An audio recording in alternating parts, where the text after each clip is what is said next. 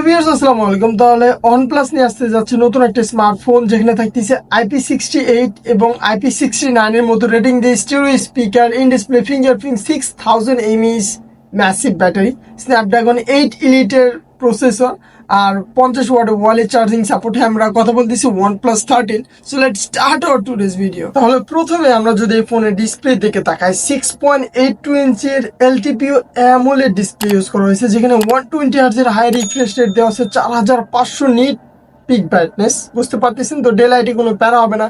আর এখানে প্রোটেকশন হিসাবে দেওয়া আছে সিরামিক গার্ড গ্লাসের প্রোটেকশন, মানে বুঝতে পারতেছেন শক্তপোক্ত একটা প্রোটেকশন দেওয়া আছে।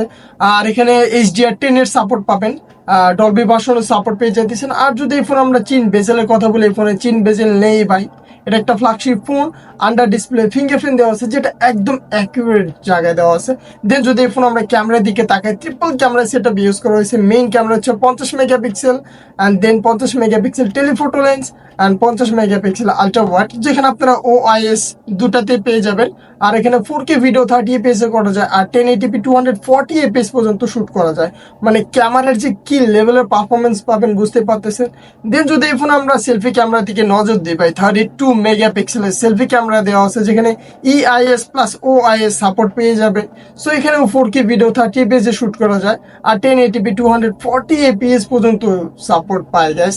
দেন যদি এই ফোন আমরা ব্যাটারির কথা বলি, 6000 mAh ম্যাসিভ ব্যাটারি ইউজ করা হয়েছে, যেখানে 100 ওয়াটের চার্জার ভাই, 50 ওয়াটের ওয়ালে চার্জিং আর 10 ওয়াটের রিভার্স চার্জিং দেওয়া আছে। বুঝতে পারতেছেন মানে এই ফোনে কি নেই, শুধুমাত্র 3.5mm জ্যাক নেই, এক্সট্রা কোনো মেমোরি কার্ড ইউজ করতে পারবেন না। আর এখানে প্রসেসর হিসাবে দেওয়া আছে স্ন্যাপড্রাগন 8 এলিটের প্রসেসর, যেটা 5G একটা প্রসেসর।